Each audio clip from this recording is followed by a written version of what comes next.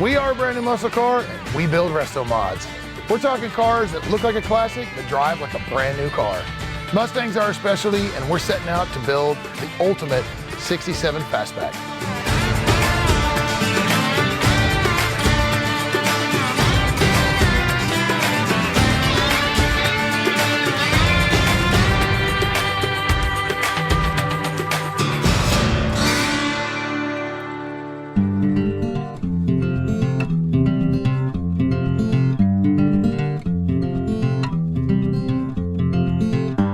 So what we got going on now is the booth quit on us. So we had a suction problem whenever we were spraying our base coat. We noticed that the suction wasn't coming down and we just had a haze in the booth. Went back and did a couple things, try to fix it.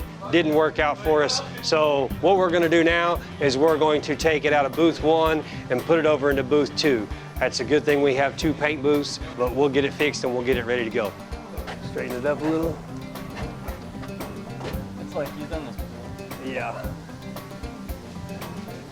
He's our resident driver. I was gonna say, he's a little quicker with it than Dustin was. Yeah. I didn't want to lose a finger. I know, I wouldn't either. That's why I came back here.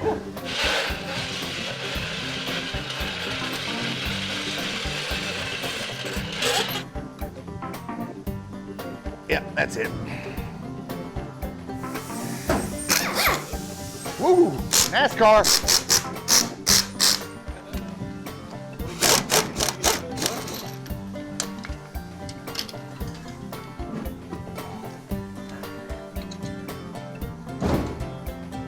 Well, that just scared the crap out of me. Thanks, guys. Round 2. So what happened before was we were in the other booth painting, and we could tell that the base coat was not getting drawn out of the booth correctly. And if we would have kept going, what that would have done is once we got to our clear stage, the sediments in the air would set back on top of our fresh clear, and it would have been a nightmare to buff. It would have looked really dull. It just wouldn't have had a nice clean gloss shine to it. Now we're just fine-tuning things. It's just an extra little precaution step to make sure that our final product is where we want it to be. So what I'm doing here, just like Jared said, we're gonna over everything to make sure that there's no imperfections in it. So I got 600 grit sandpaper, the water bottle, a little bit of water on there, and you just nib them out, get them flat. That way whenever we rebase this, it'll all be smooth and you won't see it whenever you clear it. There won't be no dirt in it. Yeah, and if there's dust, you can actually sand it out and go back over it. With a Candy, you get dust or a fly in it, you're living with it. You're living with it. I remember one of the very first car I ever painted, right? Painting it in my grandpa's garage, right? And I get done, boom, oh man, the car looks great. It's a 93 Mustang. We leave, we come out the next morning, and there was a moth. Oh yeah. And he didn't flutter.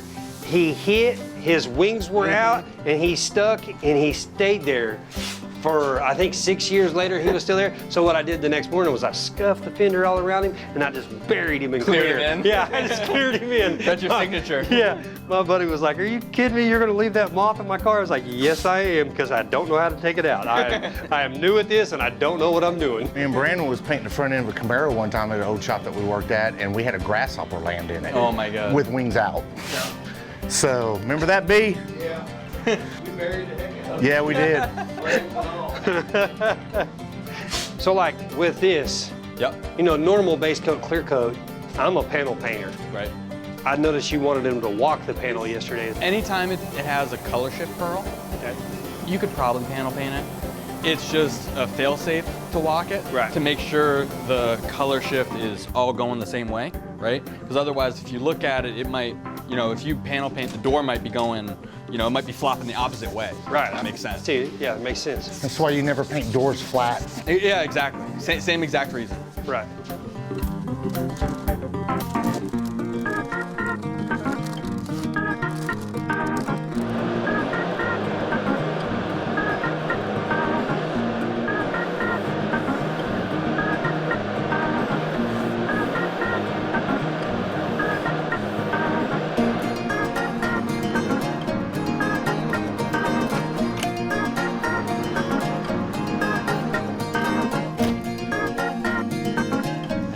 in there.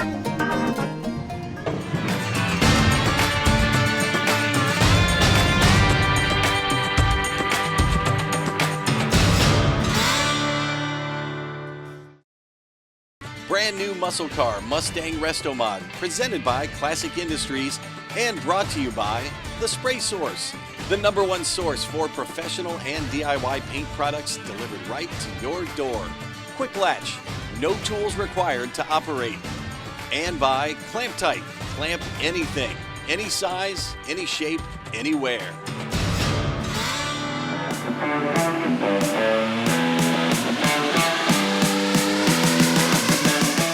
I've been in the car business for about 10 years now. Started out in dealerships and got turned on to the restoration part of stuff. Cars are something that I like. I really have enjoyed them since I was a kid. Something about mechanical things that just kind of ease my mind, I guess. It's fun, it's rewarding when you're done with them. Making sure the customer gets what they want is of utmost importance because it's their money, it's their car. They're gonna have that car and enjoy that car, so hopefully it has everything that they want and there's no regrets when they get the car. It's exactly as they wanted it. Right now I'm working on this 1978 Corvette that is owned by Mr. Jones. This is another vehicle that he bought years ago and then parked it. And it literally sat behind a barn for 20 years. He never saw the car. And now it's getting restored to its glory days. Again, back original with some modern stuff on it, but it's another sentimental car that's getting what it deserves. Corvettes are a very unique animal. It's a lot of stuff in a small area that's kind of wedged together. When a car sits for that long, for 20 years or plus, anything that's rubber is deteriorated and no longer does what it's supposed to. All the plastic becomes brittle, all the shine that's on the car gets dulled, starts to rust, and it's just not good for cars to sit. This vehicle's being restored pretty much to the factory the way it came, except for it's getting some modern fuel injection and gauges and stuff like that. But other than that, it's gonna look completely original. So when it comes to personalizing a vehicle for the customer, unless they've said just go all out, do what you think is right, what you think is best, anybody that owns one of these cars have been very easy to talk to. They've got the same goal, right? And their goal is, I want my car to look like it was new and I still want it to be mine. So anything that you can do personal touch to the car, if that's what they want, I have no problem doing that. A lot of people like to keep the car the way it looked without the personal touches. Some people do like the personal touches that makes it their car.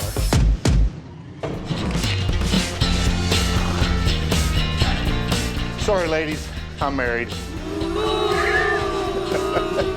I know.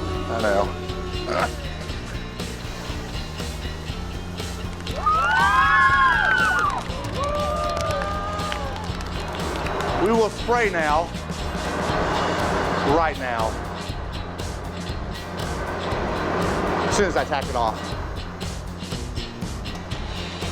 Right now, I am tacking it off to get any dust that might be on there.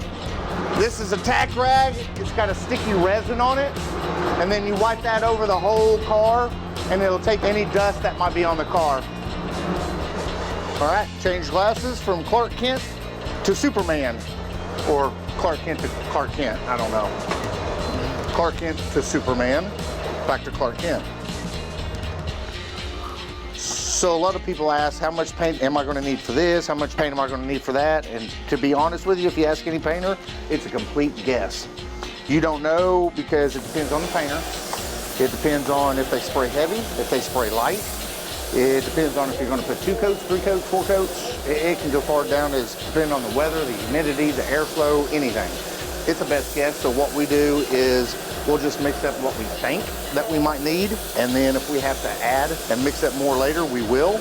But by the time you get to the end of the job, you pretty much know how much you're going to need to finish it up. And the thing is that I might spray differently than Brandon.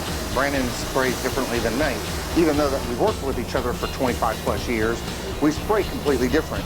I spray a little faster, so I gotta stay closer. He sprays a little slower, so therefore he likes to pull back a little bit. But at the end of the day, the job comes out the same. Okay. We'll let that dry real good and then over the whole thing. At least twice. Yeah. Okay, cool. Yeah, this is usually like a 4-coat color. Okay. That way it gives the full flop and all that. Okay. Yeah, you can see like just right there, it really flops a little more. Oh, I could see it whenever I was spraying it over there.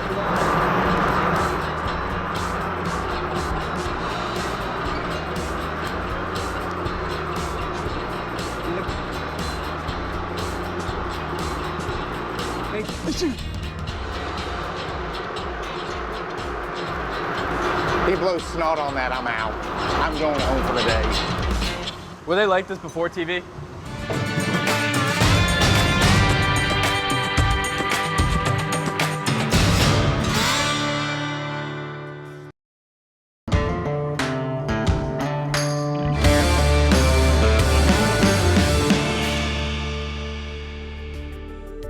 So a Facebook friend, he and I chat occasionally. One day, I opened my messenger, he sent me this car, and I couldn't believe it. When I looked at the pictures, I just thought it was perfect, and had it about a year. It's been to a Cars and Coffee, but this is like its first like big public debut.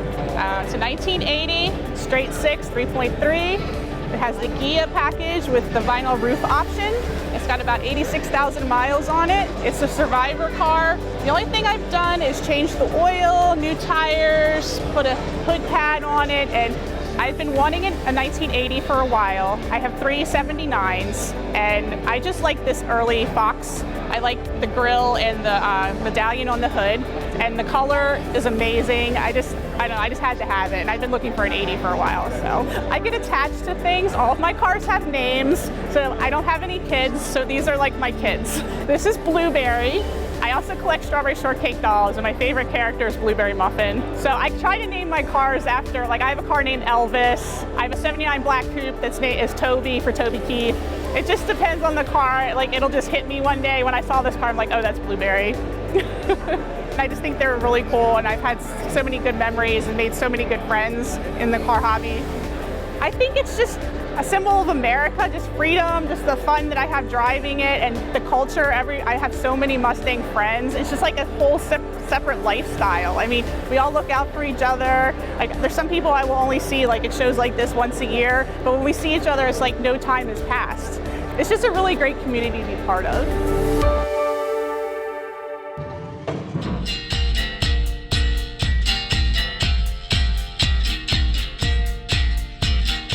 I want this dog to hunt, so 2 coats of clear, done. I like you make it shiny. I like to make it shiny, shiny. I'm just wondering why you're not done yet. I'm going right now.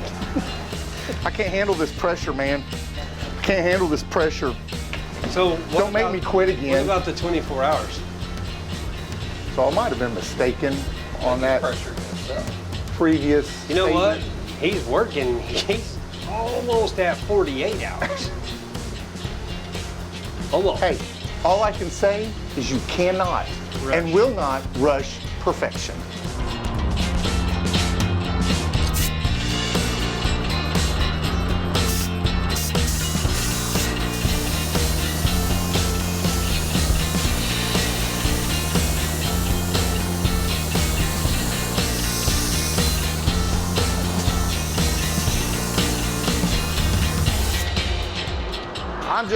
I'm super excited to see this. So we're gonna bake it for about 45 minutes and then we're gonna pull it outside. All right, let's check this bad boy out. Everybody loves coming out of the booth.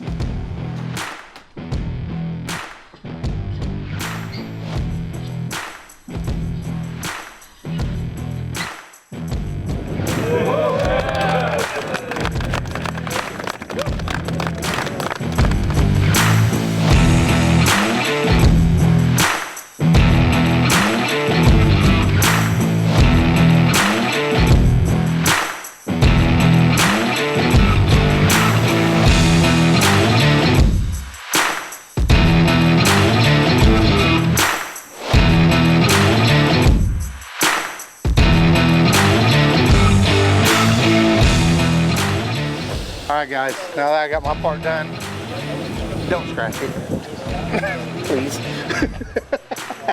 You know, scratch it, there might be an extra hole or two. No, well, there might be that. There might be an extra hole or two. Some fabrication, some unique fabrication. Right.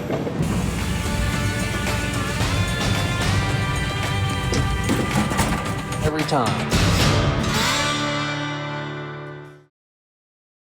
brand new muscle car Mustang RestoMod, presented by Classic Industries and brought to you by Chris Alston's Chassis Works, the home of higher technology. Smeding Performance, building high-performance turnkey crate engines for over 30 years. And by Better Battery Bolt. You are nuts not to try these bolts. I'm Matt Anderson, Curator of Transportation here at the Henry Ford. Obviously the Mustang wouldn't have been the hit it was if it hadn't been a good product, but I think almost as important as the quality of the car itself was the marketing campaign behind it, the kind of muscle that Ford put into advertising this car. They had advertisements in something like 2,600 different newspapers around the country building up to the debut of the car. They had commercials on all the television networks in prime time. Lee Iacocca was on the cover of Time and Newsweek both in the same week, which would have been considered a major marketing coup back in that day. But I think the biggest advantage that Mustang had in its debut is that Ford decided to reveal it at the New York World's Fair on April 17, 1964. So the eyes of the press were already focused on this event, being a big deal, being a World's Fair like that. By introducing the car mid-year, as we would call it, normally the new cars come out in the fall. Now we're going to release one in the spring. Ford kind of had the field all to itself, so they got a lot of attention that they might not have otherwise if they had been just one other model debuting sometime in September or October. So that gave Ford a lot of oxygen, a lot of attention on Mustang, and helped make it such a sales sensation so quickly. But also, Mustang was very cleverly designed not just to appeal to young men, but to appeal to everyone. And if you look at some of the ads that Ford published, great images of just everyday folks who are kind of transformed when they buy a Mustang. There's an axiom in Detroit that you can sell a young man's car to an old man, but you can't sell an old man's car to a young man. And Mustang was very much a young man's car or a young person's car. So it appealed not just to young drivers, but also to older motorists as well who bought them. Very, very carefully and cleverly designed and marketed automobile.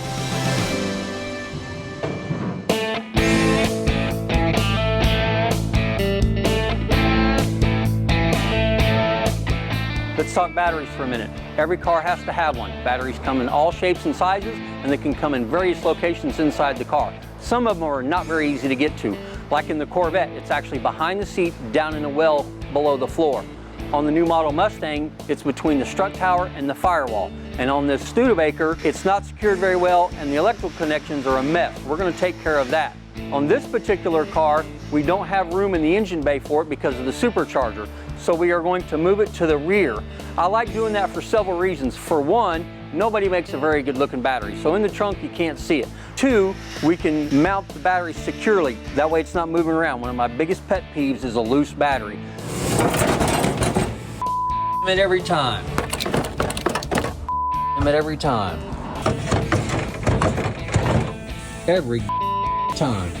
The other reason we put it back here is we can make it look nice. All the cabling looks good, it's out of the way, out of sight, out of mind. This particular battery is a 4-post battery, top post and side post, and we do that so we can make dedicated connections. One of the biggest issues that we see with a side post battery is how it connects. They give you these little bolts here that just don't do the job very well. This is an example of a stock one. These batteries are actually made of lead. They're very soft. They strip out super easy. Luckily, Rod here with Better Battery Bolt has a solution to this problem. Yeah, absolutely, Richie. One of the biggest pet peeves of the old design was the thread and the lack of purchase for clamping anything on these posts. So the Better Battery Bolt now has a better thread rounded to protect the lead that's on the inside. It's ribbed so you can put trickle chargers on it. And the front is a 1/4 inch square. So now all you need is a ratchet to install the product. It now becomes the socket. I really like that because these things strip out super easy. Absolutely. So the other thing I noticed is like the factory style bolts, they're all flat.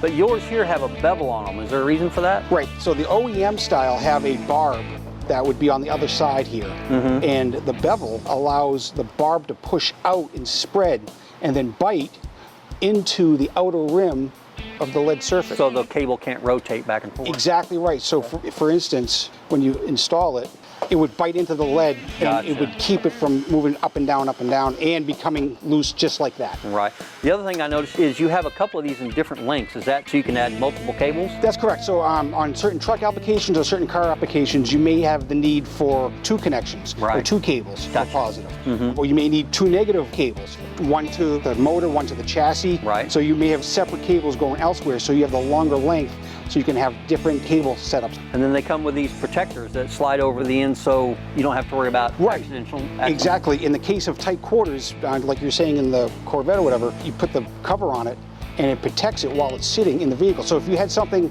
in the seat back or something falls over and hits now a cover, that's not going to cause an issue. Well, this is an awesome solution to a very serious problem that a lot of people don't think about. I mean, battery connections are everything. You have to have a good, clean connection to make sure your EFI is happy, your computers are happy, all your dash stuff, all that depends on a really good, secure battery connection. Absolutely. Clean power is everything.